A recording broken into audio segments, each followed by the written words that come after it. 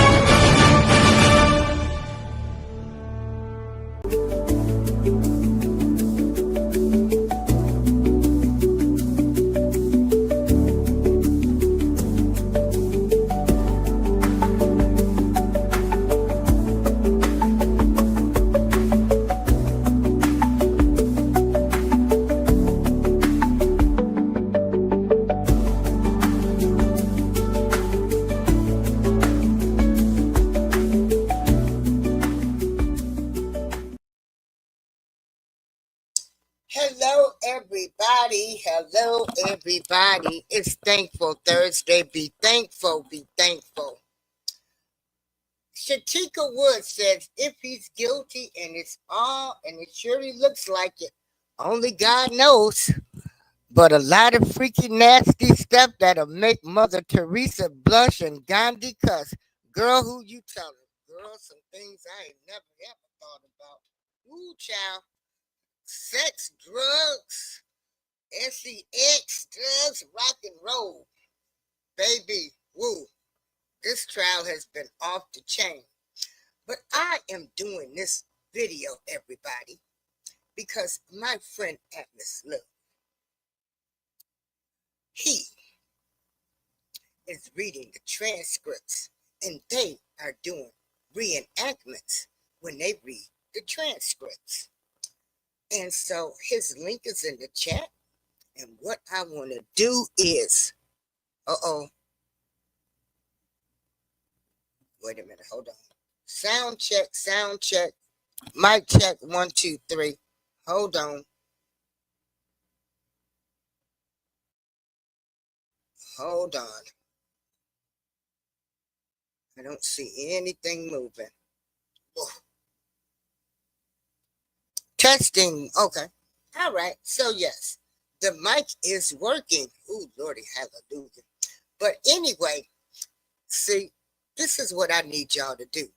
I need y'all to go over and subscribe to Atmos Love channel. And baby, let me tell you, hey, B Peachy, I'm getting ready to give you a sample of how they are reading these transcripts. And baby, they doing reenactments. So this is a sample. I'm going to give you like about 10 minutes. The beginning of the day. That's just for the next time. But now, for now, what are these exhibits and what is the objection? So, Ms. Slavitt, you can do that one to be.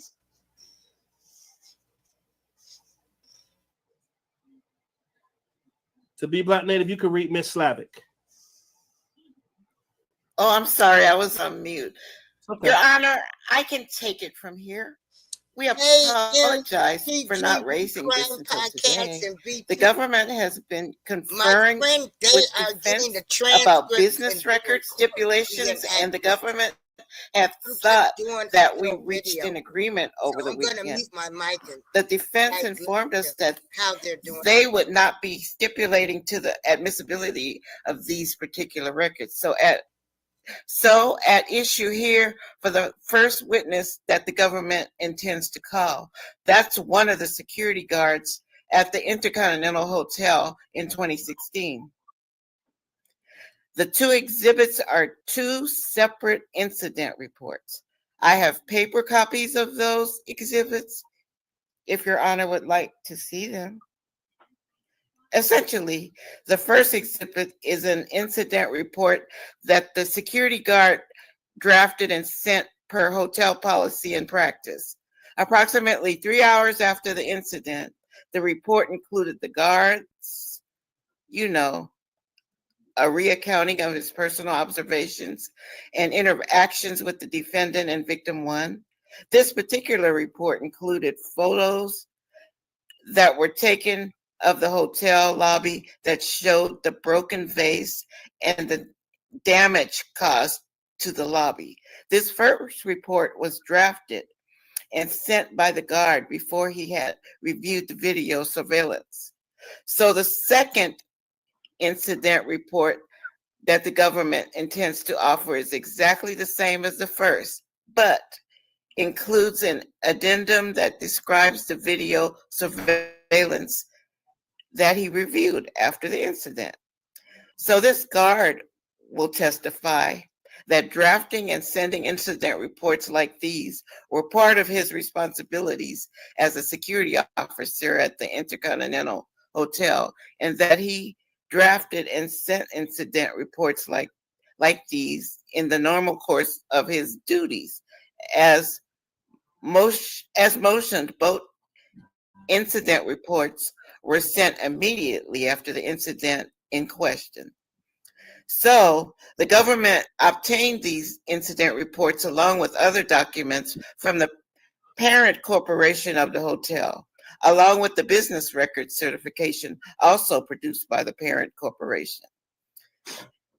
And under these circumstances, the governor's position is that these incident reports are admissible under the business record exemption to hearsay. That's it looks like SO36. 8036.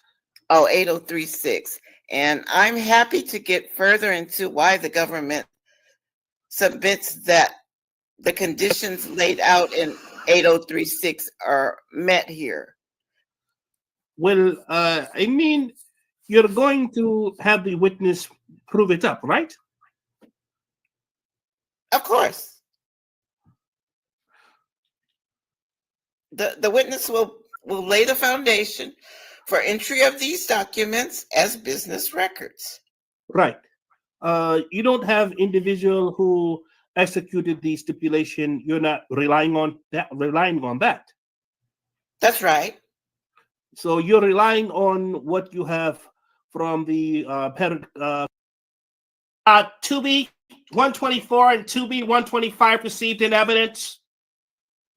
Ms. Gavin, can you please publish these exhibits for the jury? Officer Flores, can you please explain to the jury what they're looking at in the government exhibits 2B-124 and 2B-125? They're looking at the Intercontinental Hotel. And where is that located once again? Century City. Thank you, Officer Flores.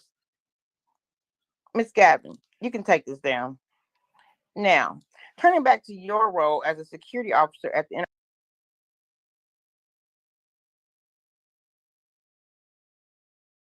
I'm gonna let some of this play, subscribe to his channel. I think it's nice what they're doing, the reenactments.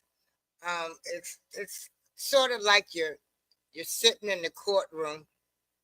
And so this was the first day. I'm gonna let you listen to some more. Again, please subscribe to his channel. I find this very entertaining.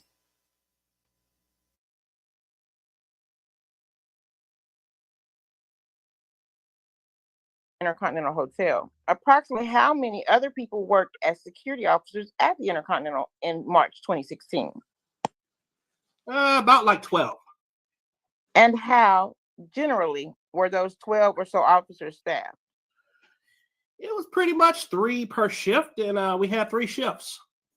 Can you describe what shifts there were? Yes, morning, which was 6 to 2, afternoon, which was 2 to 10, and nights, which was 10 to 6 a.m. And you said that 3 officers staffed each shift. Is that right? Yes, ma'am. Of those 3 officers, were any of them supervisors? Yes, ma'am. Now, generally speaking, where were security officers stationed during their shifts? So if it was all 3 of them working at on a shift, the supervisor would stay in the security base, and then the 2 others would be doing patrols, one inside and one outside. Now you mentioned security base. Can you explain to the jury what the security base is? Uh, just our security office. We used to call it base for shorter or for slang. Now, moving on onto a slightly different topic. Did the Intercontinental Hotel have a video surveillance system in March 2016? Yes, ma'am. Can you describe that system? It actually had 3 systems. One covered the roof, the other one, the interior of the hotel, and then the other system covered the parking lot. I want to focus on the video surveillance system that was on the interior of the hotel. Where generally were the cameras within that system? Obviously, every floor had cameras. There would be 1 on the elevator lobby, and then 2 in the hallway, 1 facing north and 1 facing south. And depending on the floor, there would be more cameras if there was more hallways, so more turns. But at least 3 cameras per floor. Yes, ma'am. Did the cameras run continuously? They're in motion, so yes. So they ran continuously? Yes, ma'am. Did they record continuously? Only when there was motion on the cameras. They were motion activated? Yes, ma'am. What, if any, responsibility did security staff have with respect to the video surveillance? Just review the cameras. Pretty much it. Where could the security staff review the video surveillance? So we had obviously our security base where we could review it, and supervisors and the director.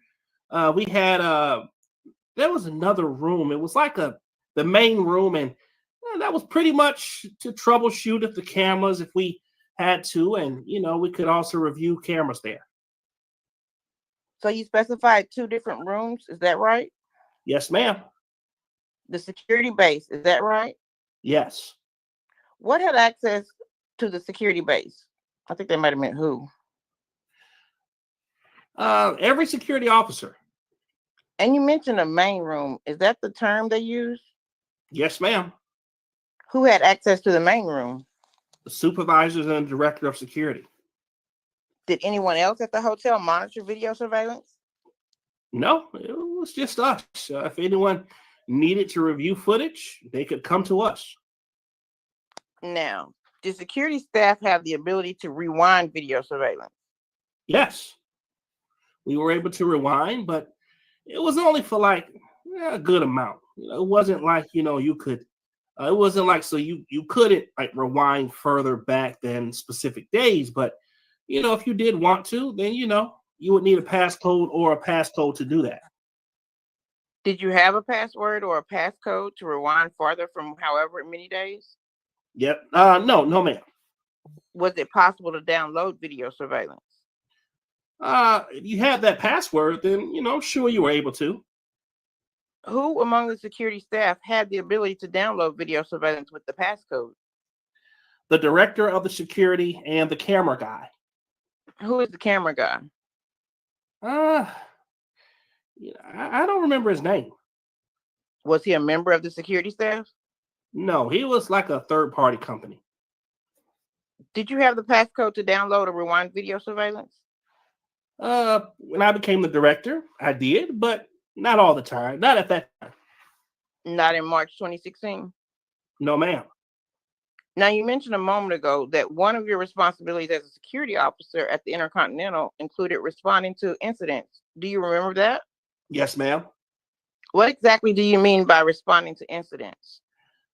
Pretty much any incident. Like there's an altercation, trespassing, any fights, we've had a couple of suicides there. So any suicides, just anything out of the ordinary.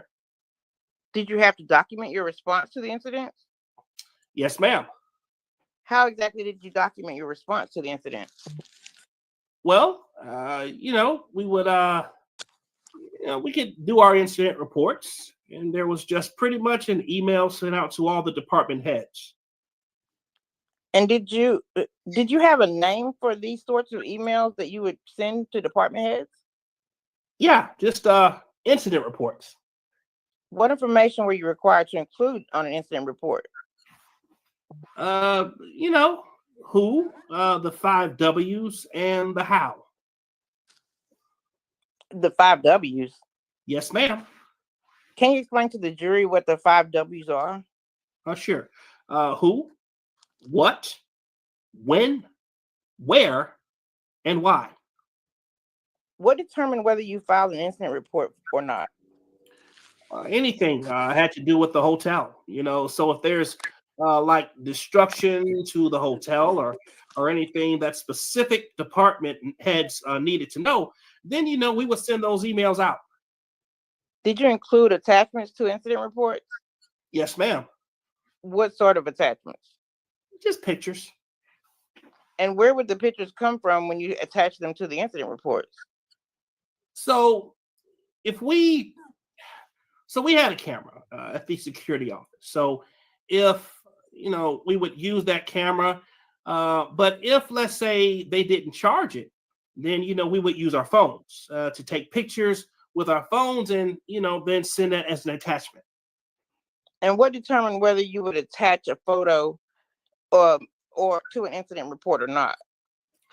Like I said, anything that's like out of the ordinary. There's anything that was broken, anything that was damaged, that sort of. Did you attach video surveillance to incident reports? No, ma'am. Why not? Well, we didn't have the password and we didn't know how to do it. Did you otherwise reference video surveillance in incident reports? Yes, ma'am. How did you do that? So we had we had the emails that we would send out. And then, we had a book where was like our pass down book. And anybody that was like coming into the shift, we would just pretty much, just let them know what happened, like a brief summary of what happened in that book. And, would just tell them, see email. And then they would, just to go out to the, sent emails. And that's how we did it. That's how they would get it. And when you reference video surveillance in these email incident reports, what did you include? The timestamp of the video and the location of the video. The location of the video? Yes, ma'am. What do you mean by that?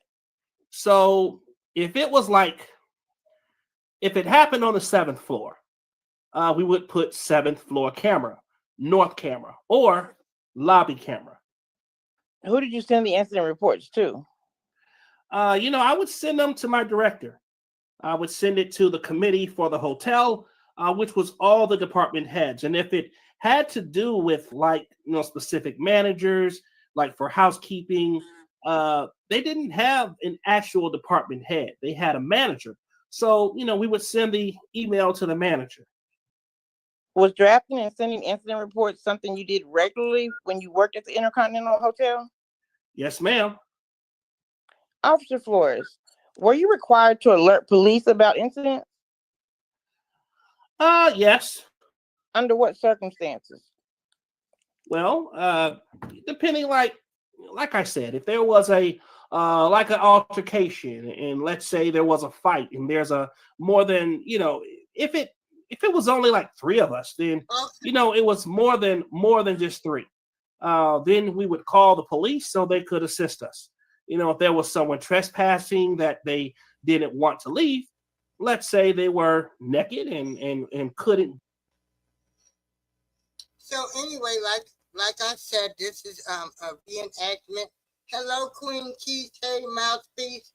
So everybody, please join the channel. Support Atmos Love. I'm here to support anybody and anything that they are doing. And I will do a video to promote your shows. Thank you for joining me today.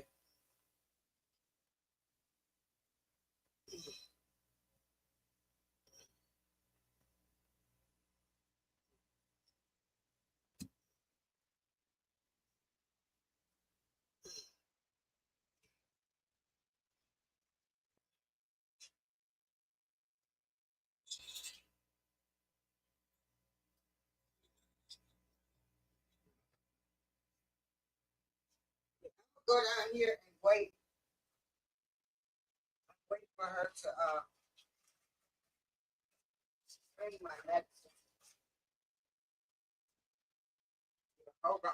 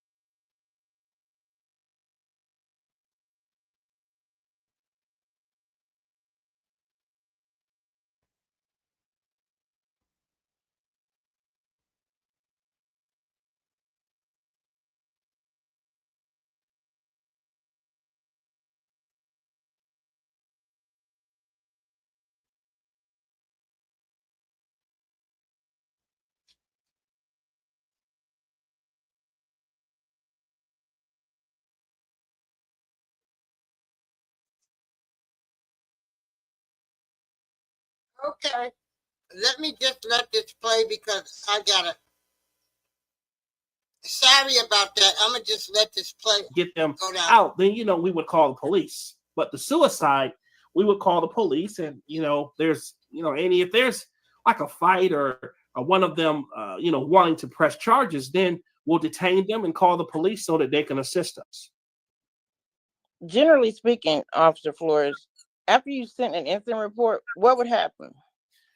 So after we sent the incident report, it was pretty much like completely out of our hands. We would just, observing and reporting. So anything that happened, we would, send it to them. And then if they needed to follow up, then they could just ask questions or, then we would come to the officer and they would review the footage with us. But that's pretty much it. I want to go back to March 5th, 2016. You said you were working that day. One moment. I'm sorry. Yes, ma'am. Let me see. What was your shift? It was the morning shift. It was 6 to 2 p.m. 6 a.m. to 2 p.m.? Yes, ma'am. Do you remember who else was working with you that day?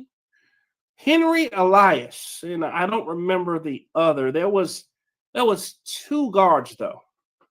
2 other officers? Yes, ma'am.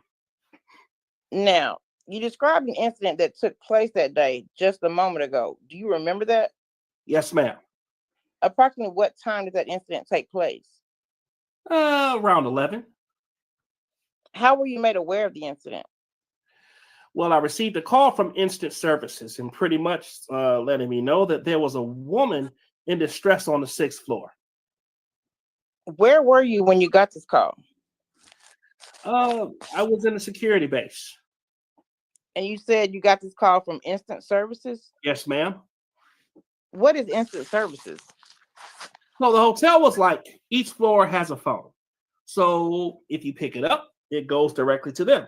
And it's pretty much, you don't have to dial anything. You just pick up the phone, it goes to instant services, and she pretty much directs the call. So if you need like housekeeping, if you need security, she'll direct the call. And what information was provided to you by instant services? Well, the only thing she said was there was a woman in distress on the 6th floor. Did you respond to the call? Yes, ma'am. What, if anything, did you do before responding to the call? Well, I closed down the security base. I checked the cameras to see what was going on because I didn't want to go into a situation where I was, unprepared. So I looked at the cameras and, I seen a black male, just pacing back and forth on the 6th floor. Were you looking at the cameras on the 6th floor in real time? Yes, ma'am. And did you recognize the man pacing back and forth at that time? No, ma'am. Did you rewind the video surveillance to see what had happened before? No, ma'am. Why not? Well, I got the call saying that there was a woman in distress. I looked at the camera. I see a man walking back and forth, but there was no woman in the video. So I'm thinking something happened. But because I didn't see any, female in the footage, I just wanted to get there as fast as possible to make sure that nothing was going on. Who, if anyone, did you notify of this call at the time that you responded?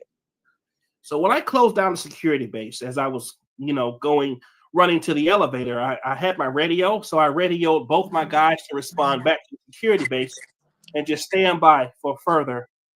What did you do next? Well, I got on the elevator. I went to the 6th floor. I got off, and that's when I seen both the individuals. So what happened when you arrived on the 6th floor? Well, I seen Mr. Combs in a towel and some like colored socks, sitting down to my, further away from me on the right side. And then I saw Miss Cassie, in the corner, kind of covering her face and bundled up in the corner. Did you recognize either of these individuals at this point? Just Mr. Combs. How did you recognize Mr. Combs? He's a rapper, producer. Ms. Gavin, can you please publish for the witness, the court, and the parties only government exhibits 2A-101 and 2A-401? Officer Flores, do you recognize these photos? Yes, ma'am. What are they? That's a picture of Mr. Combs and Miss Cassie.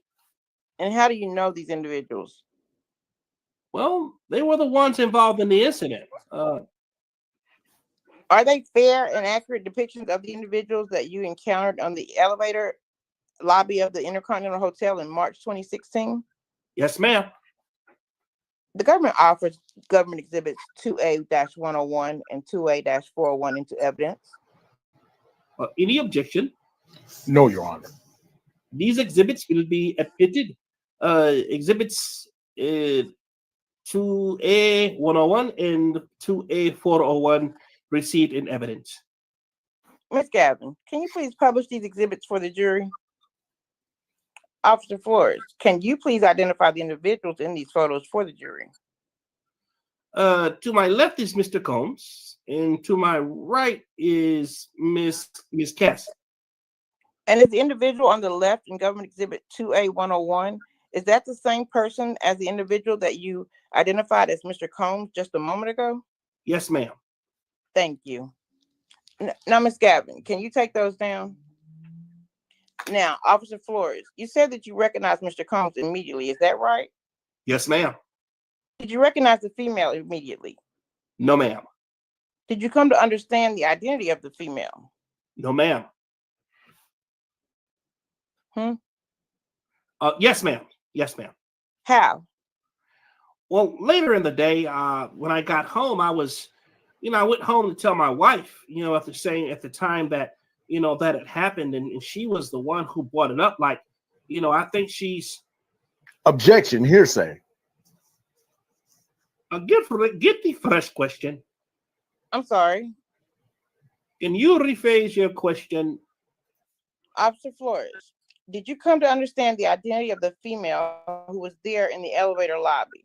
Yes. Who did you come to understand her to be? Miss Cassie.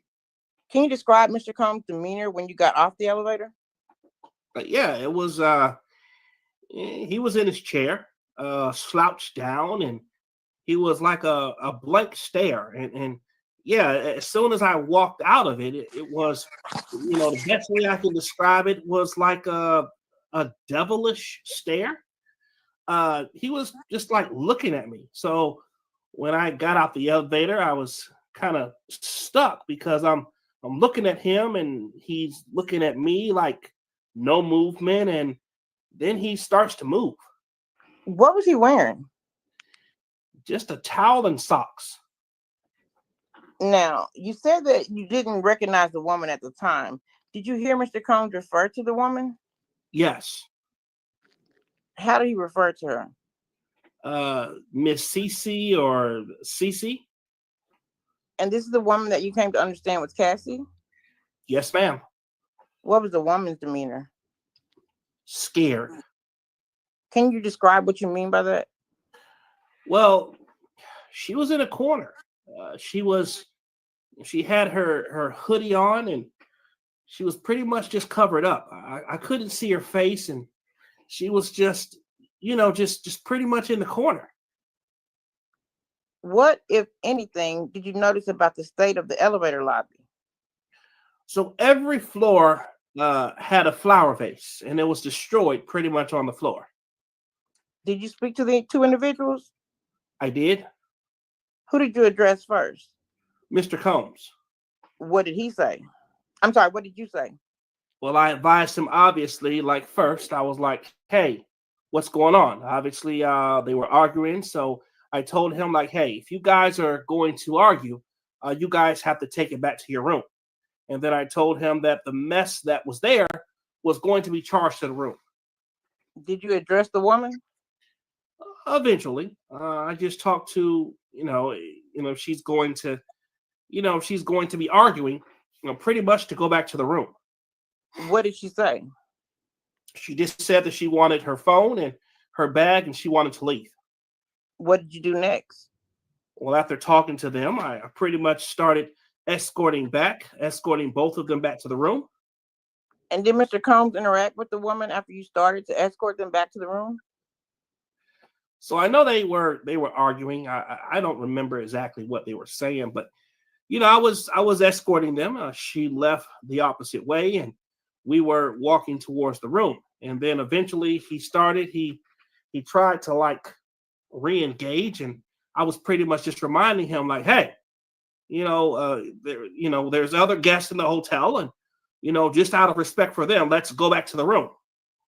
What did Mr. Combs say to Cassie as he was trying to re-engage with her? I don't remember. Do you remember Cassie saying anything as she was walking back to the room? Yeah, she was just saying, that she wanted to get her phone and her bag and she wanted to leave.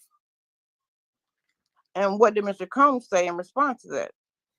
Well, he did tell her at one point, he said, you're not going to leave. And what did you say? I told him like, well, if she wants to leave, she's going to leave. And that's pretty much it. Did you follow them to the room? Yes, I did. Who entered the room? Mr. Combs. Did anyone else enter the room with Mr. Combs? Yes, she finally did, Miss Cassie. Oops, I lost my place. Oh, she did. Did the door close behind them? Yes, ma'am. No, ma'am. Why did it not close? I put my foot in between the door. Again, she wanted to leave. He said that, he had mentioned, I don't want her to leave. Well, I don't want you to leave. So I knew if I let the door close, something can happen. So I put my body in between the door, and he closed it and watched her get her stuff. Before he closed it, I watched her get her stuff. Did you actually enter the room? Half of my body was at the door and the other half was outside the door. Were you able to see inside the room? Yeah, the majority of the room I was able to see. Now, you said that both Mr. Combs and Cassie entered the room. Is that right? Yes, ma'am. Besides Mr. Combs and Cassie, was anybody else in the room? Yes, ma'am. Who? It's a black male wearing dark clothing. He was actually sitting at the corner of the bed. Did you recognize this man? No, ma'am. Was he clothed? Yes. And what was he doing?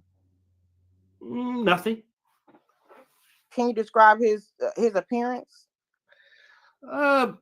He was a fully clothed male, black. He wasn't engaged in any conversation with either of them.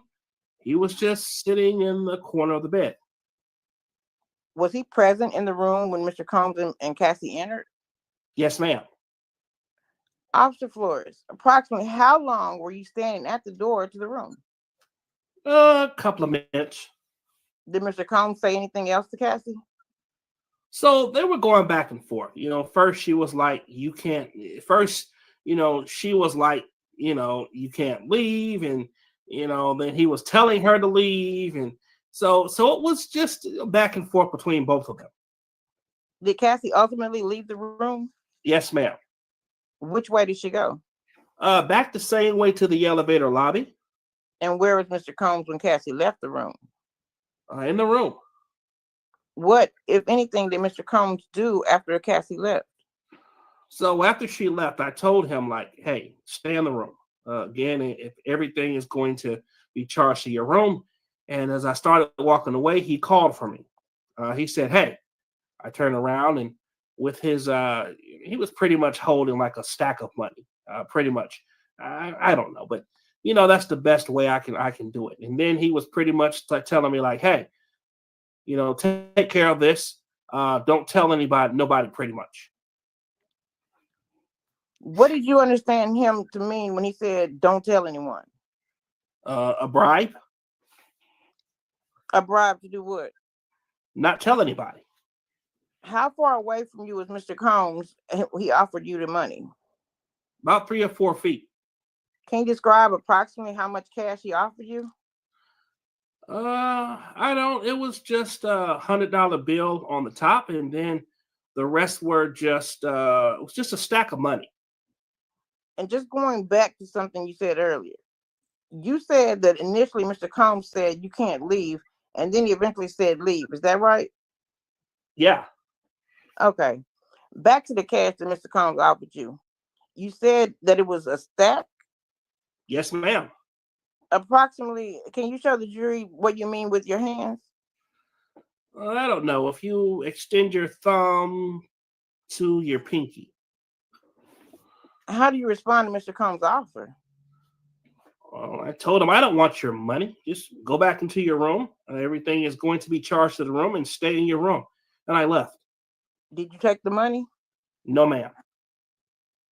Were there any video surveillance cameras focused on Mr. Combs' room? No, ma'am.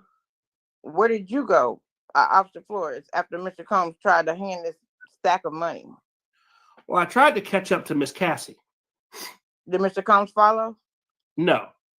Where did Cassie go? She went down to the valet area. Where is the valet area? Right at the front of the hotel lobby, where right outside, pretty much. Outside the hotel? Yes, ma'am. What did you do when you and Cassie were in the valet area? So when I noticed her, and she was in the valet area. I still didn't know what had happened. The only thing I saw was a broken vase. So I went up to her. So where the cars pass, there's like it's a sidewalk, and so it's a step down. She was just at the corner of the edge of it, so I stepped down and I just got in front of her, pretty much directing in front of her car. And then I was pretty much looking up at her, and then I started asking her questions like, "What happened? Are you okay?" And then I noticed that she had like a purple eye, and when I asked her, how did he, did he do that? Do you want to call the cops? And all she just kept saying is, "I just want to leave." Why did you offer to call the cops? I mean, if anybody, is going to, one, if there's an altercation, you still, I'm still going to be like, hey, are you going to? Do you want to call the cops? And then as a female getting hit, I'm obviously, going to ask her if she, wants to call the cops. I mean, I do understand, that, they get scared and they don't want to do anything. So, I kind of try to like comfort them and, allow them to, be like to feel safe. So I asked her if she wanted to call the cops, and she just kept saying she wanted to leave.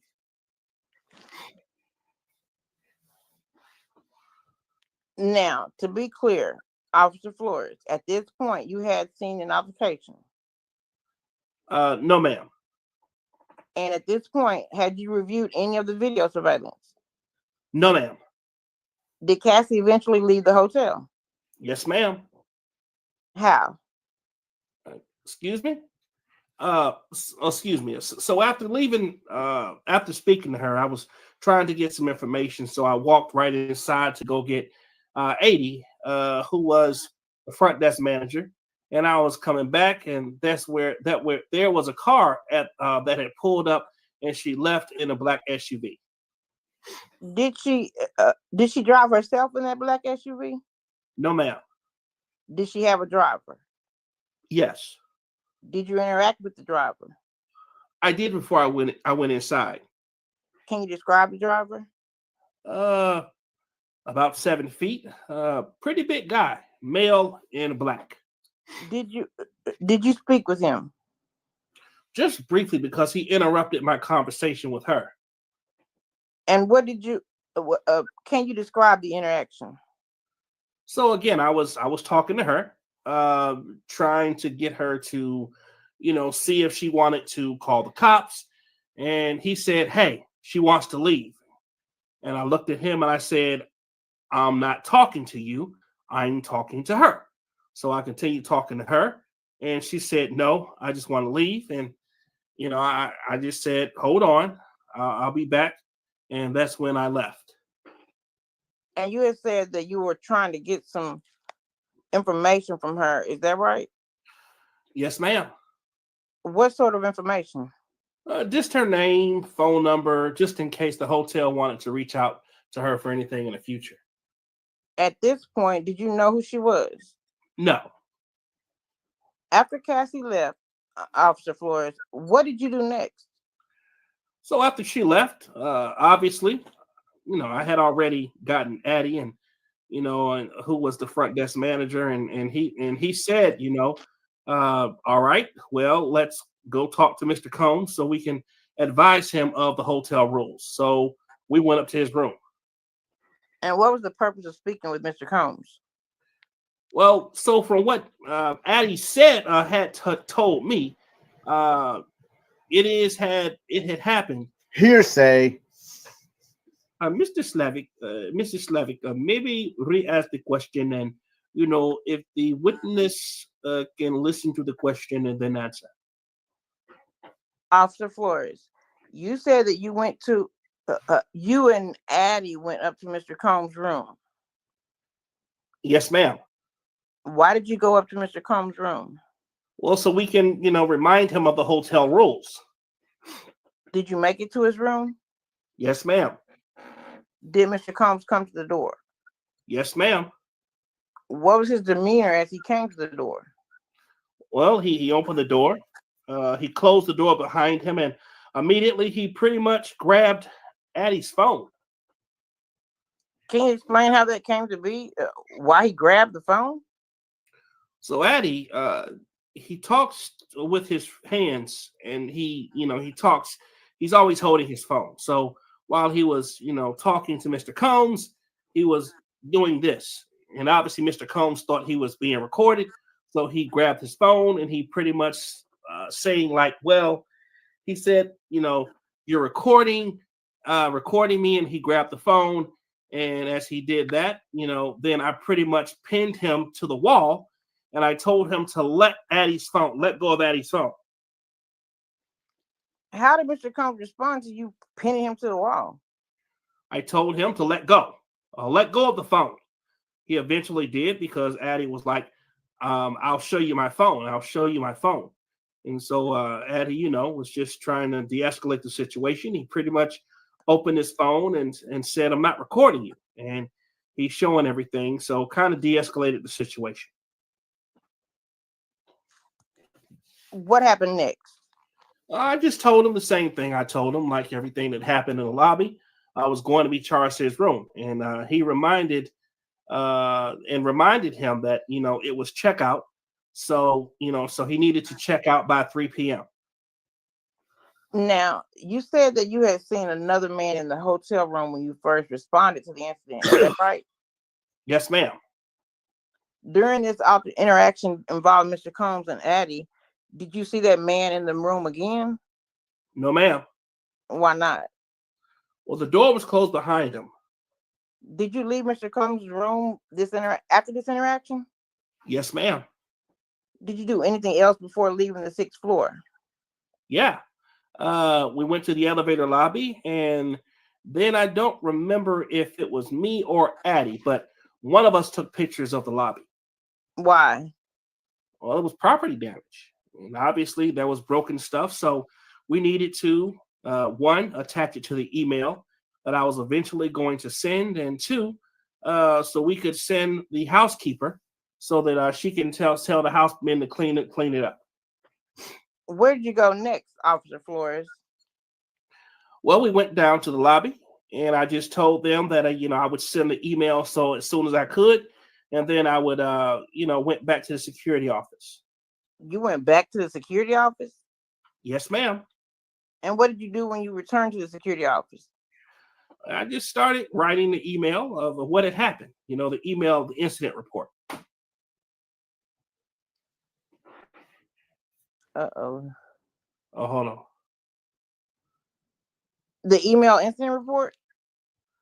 Yes. Can you just remind the jury what an incident report is? Just anything that happens in the incident. So who, what, when, where, and why. Ms. Gavin, can you please publish for the witness, the court, and the parties only the first 2 pages of the government exhibit 7R-141? Officer Flores, do you recognize the document on the screen in front of you? Yes, ma'am. What is it? It's the incident report that I sent out.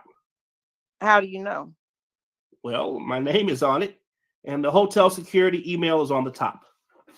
Did you draft this incident report at or near the time of the actual incident on March 5th, 2016?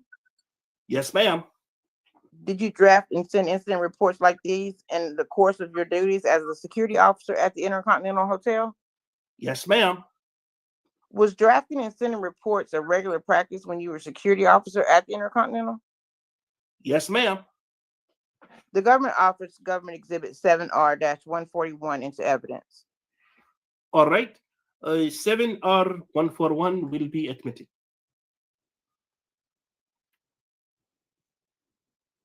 Mr. Steele, do you have anything? Same objection. Noted. Thank you. Government exhibit 7R141 received in evidence. Ms. Gavin, can you publish this exhibit for the jury, please?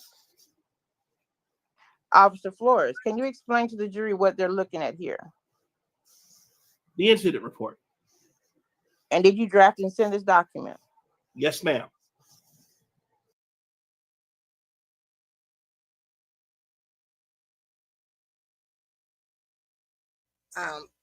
Day 1, and now I'm going to play a little bit of day 2. And again, sign up for Atmos Love channel, and sign up. Oh, well, Lord, I had my other phone going. I had to go outside. They were delivering my medicine, and I had the time wrong. But that was day 1. And so yes, ma'am. Play. Now, generally speaking, where were security officers stationed during their shifts? And so if it was all 3 of them working on a shift, the supervisor would stay in the security base, and then the 2 others would be doing patrols, one inside and one outside. Hold on. Now you mentioned security base. Can you explain to the jury what the security base is? Just our security office. You know, we used to call it. One thing, I'm like Shatika. Boy, it's been a whole lot of stuff that I done heard, and I'm just like, ooh, Lord have mercy. And so,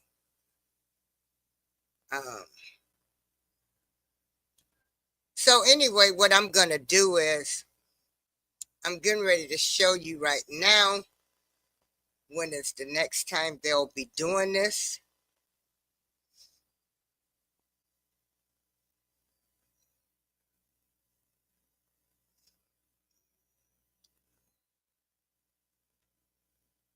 And so the next reenactment, it will be, May 22nd. Hey, ain't that today? Hello. Good morning. It's all about the Benjamins, baby. Take that, take that. Ooh. Hold on. Yeah, so tonight, you guys what you can do is come in tonight at 9 p.m. It's probably 8 p.m. Yeah, 8 p.m. Central Standard Time. So don't forget to join Atmos Love and his team for this reenactment tonight. It's 8 p.m. Central Standard Time. And everybody have a great night. Again, this is Thankful Thursday, and be thankful. Ooh.